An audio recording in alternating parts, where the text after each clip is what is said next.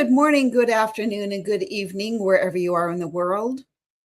I'm Coach Lisa, and this is Unshakable Uplift. And today we're concluding a three-part series on identity. So we started off in episode 1 talking about foundations. We used the analogy of building a house. And so your foundation is the truth that your life sits on. And then in episode 2, we talked a little bit about frame, the structure, how big your house is, how many rooms, and what can those load-bearing walls support. And then today we're going to finish with finish. And finish is one of those interesting words that can mean different things. When you run a race, you cross a finish line. Finish can also be what's on the outside. What is the finish? Is it rough or smooth? Is it set? So when you put a top coat on your nails, you're finishing that. And so there's these different concepts of finish, and we're going to look at a couple of different aspects of that. And we're also going to talk a little bit about what keeps us from finishing well. And so I want to do just a quick review. In case you didn't get a chance to listen to episodes 1 and 2, we're just going to take a minute or two and build some foundation here from the first 2 episodes that takes us into episode 3. So in episode 1, when we were talking about foundation, we really talked about that identity is discovered, not constructed. And so one of the biggest truths we established is that you have to embrace who you are, who you're authentically designed and made to be. And it's when you get into that self-love, but not love of self, that self-love and really accepting yourself, that's the foundation that we want to start with. And then we also talked about that our early experiences in life from birth through age 7 really established a lot of our foundation. And so before we had the maturity to fully process life, a lot of us were drawing conclusions about who we were. And a lot of us built our evaluation and our assessment of ourselves on performance, on approval, on surviving, and on some of our past wounds. And we talked about authenticity versus attachment as children. And so those things become familiar, whether they're structurally sound or not. We also talked about in foundation that we are made in the image of God. That's our authentic self. That's who we're really meant to be. It's the truth that we were made in God's image. So before anything was expected of us, before we achieved and accomplished, before we even knew to perform, our identity was established. And so then moving on to frame, we talked about, again, that structure. And before you can know who you are and feel stable, you need to know what your life is built on, what that structure is that's truth. And so structure determines capacity. And so we talked again about creating load-bearing walls, that every house or building that's built has specific core things that your life is really built on. And again, knowing what those things are and then being able to choose them intentionally puts us in the driver's seat of our life. It helps us to establish that frame and structure to build the life that we want to live. And then we talked about also in frame, the concept of scaffolding. And so when you're building a tall building, they put scaffolding on the outside, and it helps the painter or the workers get up to the different parts. And so a lot of us have this concept that we have to do everything ourselves, and it's really not true. Healthy rebuilding requires support. We're not meant to function in life alone. It is literally in our DNA to be in connection with other people. We don't thrive in isolation. We thrive when we're in a good community and when we're building with people that we genuinely enjoy to be with and that love us.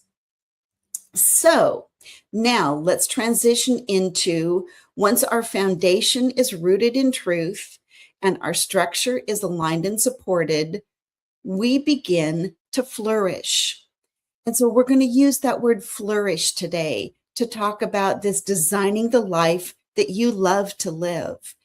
And I honestly don't know too many women who are really living the life that they love. There might be parts of it or aspects of it, but it actually takes personal growth, it takes intentionality, and it takes some work to really build this life that you want.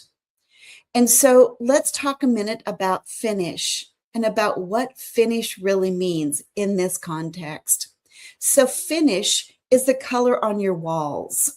It's the furniture, it's the artwork, it's the spaces that you create, both personally, emotionally, spiritually, and physically.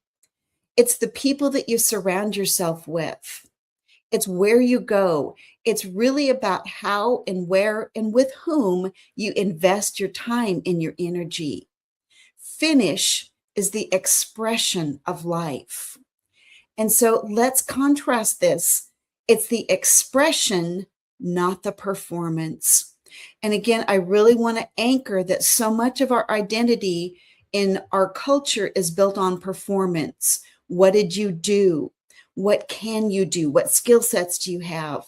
But true, authentic identity is built on expressing who you really are on the inside. And so we talk about expressing things from the inside out. So much of our life is built on that physical, tangible outside in. And so I want to talk about kind of a key point here. And for many, many women, we don't feel like we have permission to enjoy life. We don't feel like we have permission to rest. Some of us don't feel like we have permission to create beautiful things. If it's not functional, if it's not logistical, is there value in it? And so we also sometimes need permission to do and even want the things that bring joy. It's like joy is a luxury. But the word of God says that the joy of the Lord is our strength. And so we're intended to have joy in our life. And I know so many women who are just getting through the day, just getting through the week, just getting through the month. There's not always a lot of room for joy. And we want to change that because sometimes it can be really easy and it doesn't cost anything to find that joy. And so someplace along the line, we learned or picked up that survival is more important than delight, than joy. But God didn't create us to endure.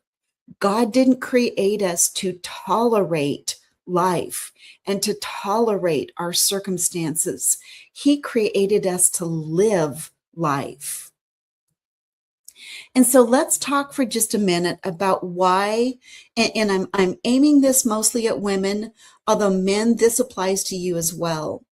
In our biological brains, in the physiology of how we're wired, we are wired for survival and safety.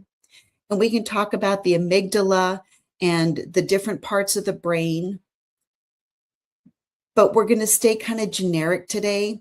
So when we grow up in environments where we live with criticism, or you experience things like, children don't have a vote, children don't get to speak up, children are not allowed to express themselves and really be who they are.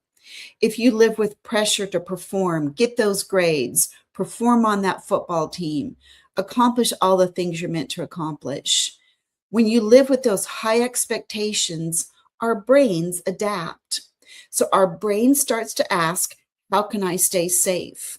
Again, attachment versus authenticity. How can I stay attached to my family so that I get fed, so that I actually have what I need to live? How do I stay safe? How do I avoid rejection? How do I keep everyone else okay? Because children that grow up in challenging homes, they forget to take care of themselves. And they know if I can keep mom or dad happy, I don't get hit or I don't get yelled at.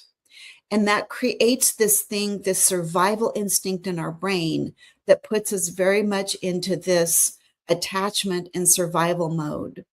And I know this is, not really a pleasant thing to talk about, but in so many of the women and men that I coach with, it's reality.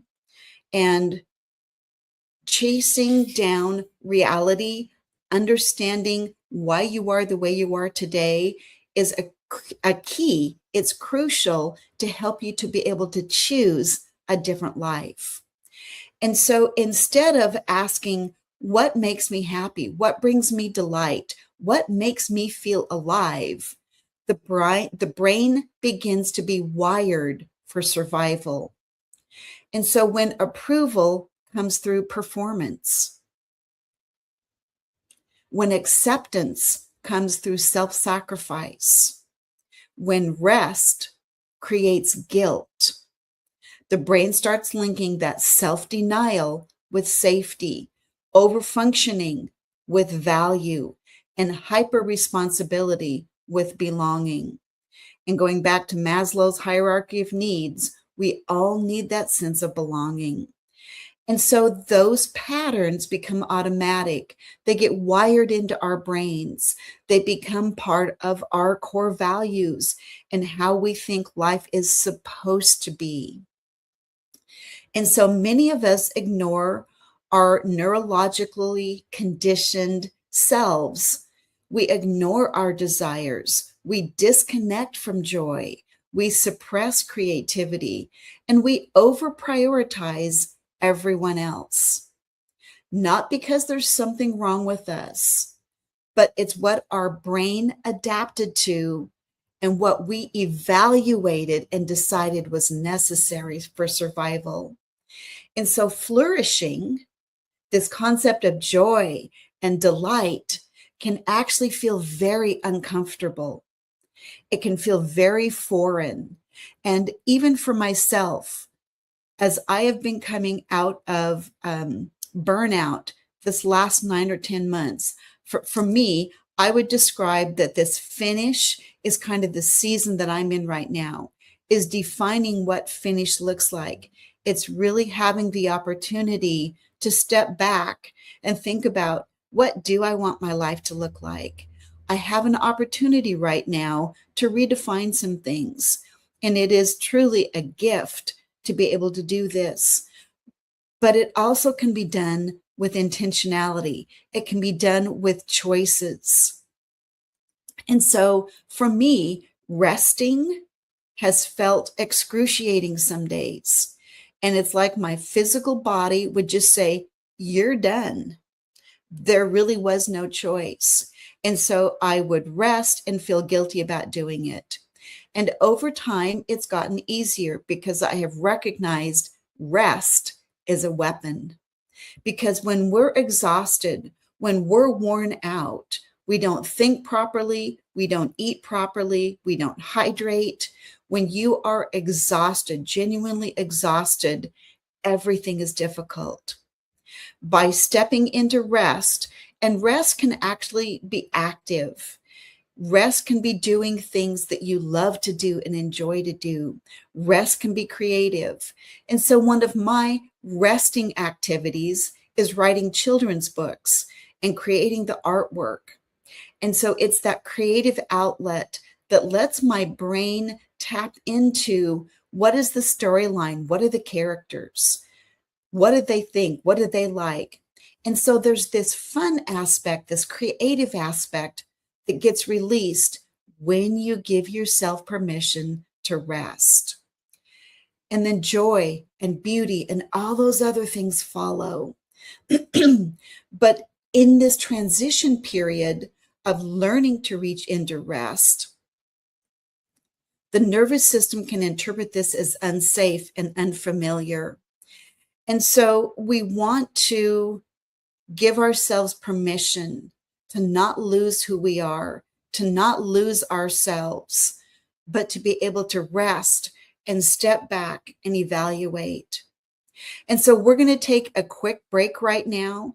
And so when we come back, we're going to talk about how to step into finishing well and how to flourish. We'll be right back.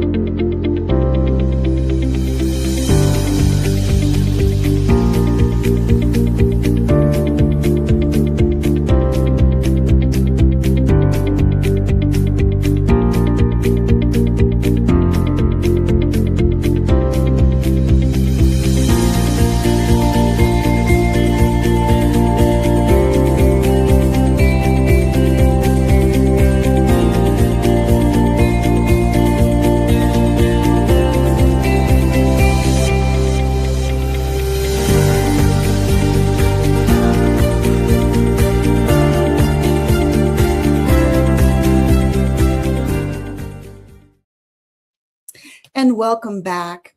And again, we're going to pick up on this thread about flourishing. And again, as we transition from survival, as we transition and choose intentionally our foundation, our frame, and now our finish, there's just a couple of things we need to remember. So I'm going to talk about the word neuroplasticity. Sounds like a pretty crazy word, huh? But basically it is we have the ability to retrain our brain. And it's some of the best news I had heard in years. So over time, our brain starts functioning on autopilot. And so we think approximately 80,000 to 90,000 thoughts every day, but we repeat probably 65 to 75% of those. And so when your brain learns survival, 65 to 75 to 80% of your thoughts that are on repeat are about survival. And so this is where we intentionally step in and choose differently. And so the best news about this coming out of survival mode, stepping into flourishing, stepping into finishing well, is that the brain can be rewired. And so by choosing different thoughts and catching the thoughts that are pre-programmed, we can choose to change them. And again, in the Bible, the Word of God, it tells us to take every thought captive. And so one of the mechanisms that I have used in the past is simply putting a rubber band on my wrist. I've got a little black bracelet this morning. And so when you have those negative thoughts, you just simply catch yourself and you choose differently. And it may sound way too simple, but it's very effective. You just want to disrupt that cycle. And so when it's, I'm not allowed to rest, or I feel guilty resting, you catch yourself and you switch that to rest as a weapon. Rest gives me the ability to create. Rest gives me the white space to think about who I really want to be. And so as you start making these changes, as you catch those negative thoughts and reframe and refocus them, we also start talking and declaring and making affirmations about what we want life to be. And so I think I've mentioned on another episode, when I started on my personal growth journey 10 years ago now, one of the things that I did was use affirmations. And the very first affirmation that I really stepped into was, I am enough.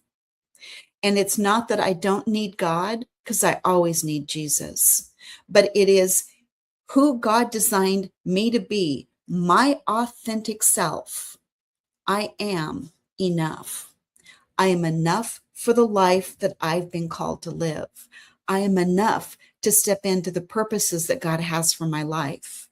I am enough in who I'm meant to be. As you start making positive affirmations, as you start making even these micro decisions that you deserve a life that's fun to live, that you deserve joy, that you deserve to have the space that you live in and have it be your own, it starts to change. It starts to transition. and it gets better and better and better. And it can even be creating something hand-drawn that is colorful. And so I'm wearing color today, and I did this on purpose because there was a season of my life when I lived in so much shame. Everything in my closet was neutral tones. There were gray, there was tan, there was ecru, there was beige. There might have been a little bit of light purple or light pink, but everything in my closet, everything I wore was meant to make me transparent. It was meant to make me blend in and not be visible and not stand out. And it's taken a lot of time and healing. And God has led me on a very specific path for me to step out of that. And so today, for me to be wearing bright colors and to be visible is just evidence that you can change. You can come out of shame and guilt and anything in your past. You know, we talk about that your past is not a life sentence. It's what happened to you before. And it is that old adage about today's the first day of the rest of your life. And you get to start choosing today to flourish. Okay. And so let's talk about what choosing this life that you want to live, what does flourishing look like? What does finish include? And so the first thing is finding some outlet or expression of passion and joy. This is part of why I'm doing this show, is I love to share my life experiences. I love to encourage people. I love to uplift. That is part of my flourishing. It is my expression of joy. What brings you life? What makes you feel energized rather than drained? What brings you pure enjoyment? You know, I have dogs. They're part of my joy. I have kids and grandkids. They're part of my joy. Being able to spend time with them is just delightful to me. So what gives you opportunity? What brings you passion and joy? And then another one is environment and atmosphere. The space that you live in matters. Now, I know a lot of us can't go buy a different house today, but what can you do in your space that brings you pleasure, that brings you joy? A $10 throw pillow can completely change the way you feel about a space. A hand-drawn or computer-generated image that you print out on your home printer and put on the wall. A family picture. You can go down to several different stores and print off photos of your family and put them up on the wall. It doesn't have to be a big change to make the atmosphere feel like yours and to bring you joy and delight. And if you do need to make a physical change, it may not be instant, but work towards it. It's well worth investing in. Another really, really important one is the people and the relationships that you invest in, that you spend time with. And you become like the 5 people that you spend the most time with. So if the 5 people that you're spending time with are negative, you're going to be influenced to be negative. If you will choose different people, and again, I know this is not an instant overnight thing, find one person. And if you don't have one person, ask God to bring you someone. God is a master networker. He's a master connector. He will bring you positive people into your life. It really matters who and where you spend time with. You want people that are going to speak life into you, not drain the life out of you. Okay. So again, it's a choice and it may take a little time, but if you set some intentions around it, it actually can happen. And then using your gifts, talents, and abilities. Again, we talk about a lake, lakes or rivers or even oceans. They have to have water that flows into them. But if the water doesn't flow out, it gets stagnant. We talk about the Dead Sea. The reason the Dead Sea is dead is that water flows into it, but there's no place for it to go. And so over time, it becomes stagnant.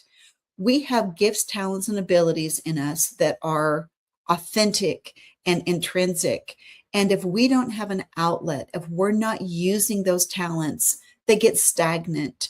And then we feel unfulfilled on the inside. And so it's that inside out flow again. You want to be doing something that triggers your passion, but that allows you to express your gifts, talents, and abilities. That's why we're here. And again, it doesn't have to cost anything. It can be encouraging someone. If you work, encourage somebody around you. Pray with them, pray for them. Expression, any kind of expression. Write a story for your kids. I'm creating one of my granddaughters turns 4 next month. I'm creating a book for her that is about a picnic. It can be very, very simple. It doesn't have to be extravagant. It doesn't have to be expensive. But whatever your talent is, whatever's inside of you, find a place and a way to bless others with it and to use that expression. And then I want to talk about that this meaningful life doesn't happen automatically. We cultivate it. And cultivate is kind of an agricultural word, but it's like setting that intention, thinking about the life that you want to live.